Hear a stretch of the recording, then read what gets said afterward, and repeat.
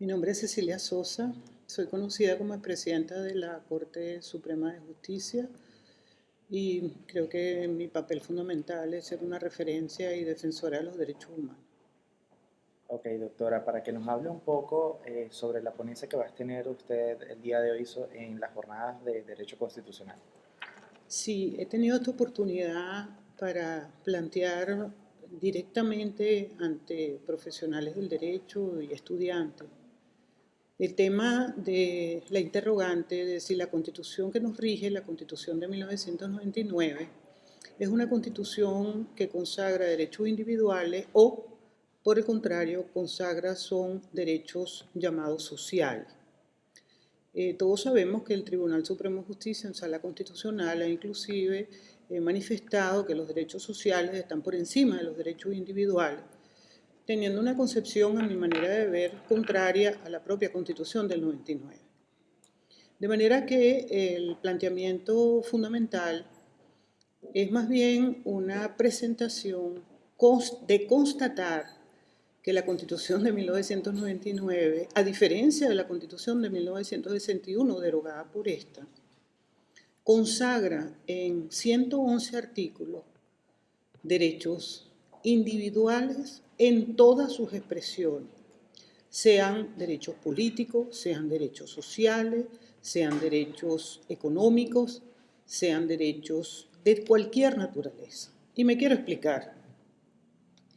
Si uno toma esa parte, digamos, el núcleo de la Constitución, que es en definitiva los que consagran los derechos humanos, uno concluye que se ve que en la discusión para la elaboración de la Constitución se quería poner un énfasis muy grande en qué va a hacer el Estado frente a cada uno de la consagración de los derechos. Y por primera vez en todas las constituciones, en nuestra historia constitucional, en este paquete de 111 artículos de la totalidad de 350, cada artículo que consagra un derecho individual, pongamos por ejemplo el derecho al trabajo, que es un derecho individual, es la persona que accede al trabajo con un nombre, un apellido, una cédula de identidad y que tiene una relación laboral con la empresa o con el Estado, está reconociéndole un derecho individual, está reconociéndole un derecho individual a la seguridad social, está reconociéndole un derecho a trabajar en un medio ambiente que le sea sano a su salud y a su desempeño en ese trabajo. Y consecuencia de esa consagración de ese derecho individual en el cual la persona, el núcleo de la Constitución, es la persona humana, es su dignidad, como nunca en ninguna constitución venezolana, y por eso para mí tiene esa fuerza, esa constitución, paralelamente a la consagración de todos estos derechos individuales, coloca siempre en el artículo que consagra ese derecho, estoy hablando del derecho a la vivienda, del derecho a la salud, del derecho a la vida, del derecho al trabajo, del derecho al deporte, del derecho al primer empleo del joven, de cualquier derecho. Agrega unos párrafos en cada artículo en el cual le dice, tú Estado, estás obligado a garantizar ese derecho. Tu Estado estás obligado a que todo el mundo tenga un salario digno. Tu Estado estás obligado a que ese salario digno esté relacionado con una vida digna y en consecuencia te obliga a fijar un salario mínimo que sea compatible, dice la Constitución, con el costo de la canasta básica. Es decir, lo que quiero señalar es que ante cada derecho individual que la Constitución consagra, le crea una obligación al Estado de satisfacer ese derecho. No es que el gobierno y el Estado en sus diferentes poderes públicos puede decidir cuáles problemas son más importantes, cómo resolver los problemas de la gente, porque en definitiva no los podemos ver como problemas, aunque lo sean. Por supuesto que en este momento hay un problema de vivienda, por supuesto que hay un problema de que la gente no tiene trabajo, por supuesto que tenemos un problema en que el joven, inclusive joven universitario, no tiene inmediatamente un mecanismo para acceder a un trabajo.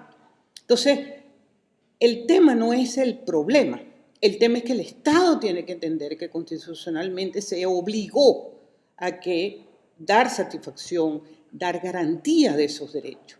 Y cuando se habla de Estado, se está hablando de las expresiones de las ramas del poder público. Se está hablando del poder legislativo, se está hablando del poder judicial, se está hablando del poder ejecutivo, que están comprometidos constitucionalmente a dar satisfacción a esos derechos individuales. Si el Estado entendiera eso en esta Constitución, yo estoy segura que la lucha contra la pobreza, que la lucha contra la exclusión económica, social y cultural no existiría, o por lo menos se aminoraría en gran escala. ¿Por qué? Porque cuando uno habla de derechos sociales, en realidad lo que quiere decir es un Estado social. Y es verdad que la Constitución dice que somos un Estado social de derecho y de justicia, democrático, social, de derecho y de justicia. ¿Pero por qué social?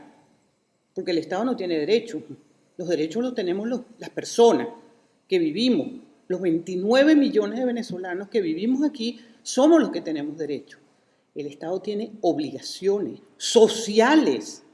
Y esas obligaciones sociales que tiene el Estado, esas obligaciones sociales, en definitiva, son políticas públicas para dar la salud que está establecida en la Constitución, para promover ese sistema de salud, para promover un sistema de seguridad social, para promover y garantizarle a los venezolanos una vida digna de trabajo, la vida. Ustedes saben la cantidad de personas que mueren como consecuencia del AMPA en Venezuela. ¿Y quién es el responsable? El Estado.